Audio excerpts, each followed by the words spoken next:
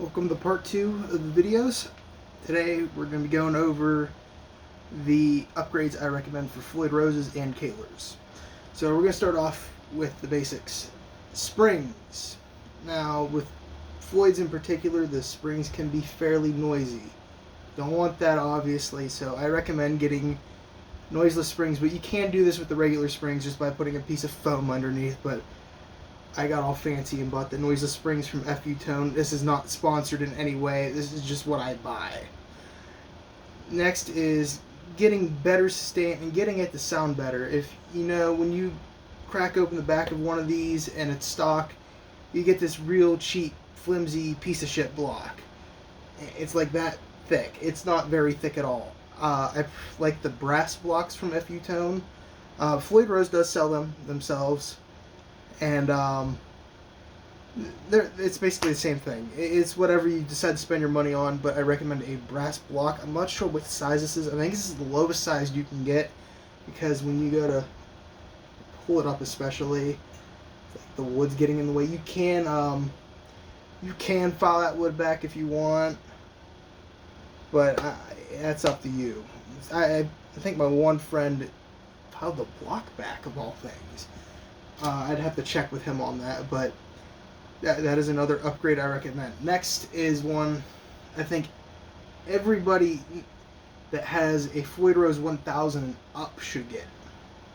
Floyd Rose specials aren't that good. I've played a couple, tried them out in shops. I don't like how they feel. They don't stay in tune as well as like the 1000. This is a 1500. I got this from another guitar that I had. So the 1500 is a little different from the 1000. I read somewhere that the point where they're like called knife edges or something, where it meets that screw there, right here, is a little sharper on the bridge. That way it returns 0 more precisely and more accurately. You get my point. So this automatically came with the next 2 upgrades I recommend, which are the stainless steel screws. Now, regular Floyd screws are, same material I think they use on the bridges themselves. When you have stainless steel, it's less likely to wear out. Doesn't say it won't wear out, because I've had them wear out before, but it took a long time. So these screws, stainless steel, here, and at the nut, especially at the nut. If you change tunings a lot on a Floyd, which, buy yourself another guitar for that.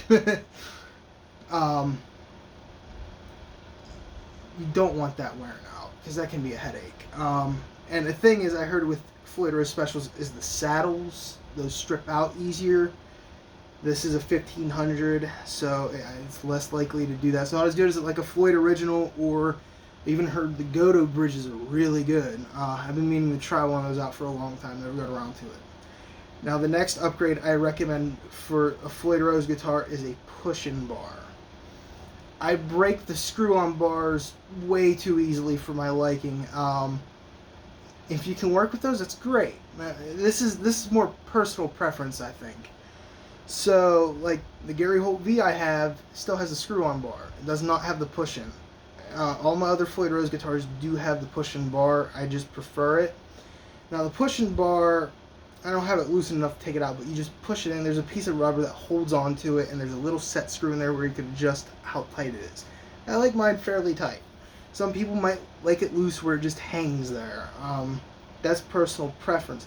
But another thing, I found it fixes an issue with the screw-on bars. Now the screw-on bars, after they start to wear for a while, there's a little bit of wobble in them. And that's not a good thing in my opinion. I don't like that. So with the push-in bar, you don't run into that issue. This, I believe, is an FU Tone one, because the original did break. I recommend the FU Tone ones for the push-in bars, because the Floyd Rose ones seem to break fairly easily.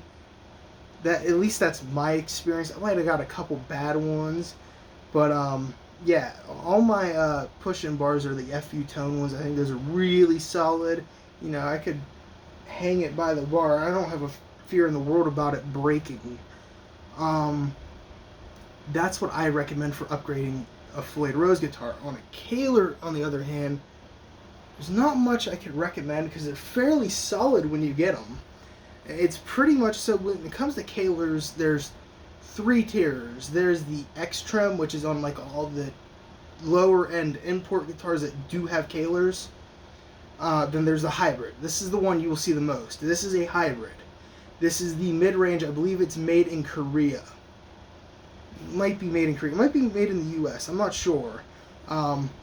Pretty sure it's made in Korea. And with the hybrid, it is the mid-range between the X trim and the professional. The professional is all handmade USA stuff, but the hybrid is pretty much just as good. Now with a Kahler, there's two different lengths of screw for the lock you could get. I have the shortest one. It's just easier for me, but the main upgrade I recommend for a Kahler is the rollers here. Get steel ones. I found these sound better, a little more stable too, and of course the same as the Floyd. If you have a Floyd nut on a Kahler, that is. Now with a Kahler, you might have one where it has like a regular bone nut. Make sure that nut is well made and well cut. You don't want it, because that's a majority of the issue with the Kahler guitars, is the regular nut. I'll get into that in the next video where I'm going to compare both bridges and tell you what I prefer. But with the Kahler, it's pretty much just the rollers and the steel screws for the nut, the Floyd Rose nut if you have one. That's basically it for the Kahler. It's really simple. I did have a little bit of a hard time changing these out when I did, but the guitar is like 15 years old, so I can't really emphasize that enough.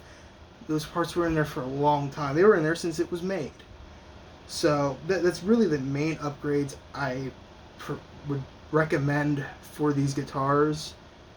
And now, like FU Tone for the Floyds, they opt for titanium screws. They're really expensive. There's a guy on Reverb that makes the stainless steel screws. I have those in all mine, except for the 1500. Those are the stock screws.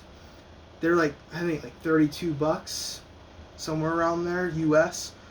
So I recommend those if you can find them. I did send them to somebody one time because they asked me what I recommended. So that's pretty much what I recommend for these guitars. So I'll see you guys in part 3.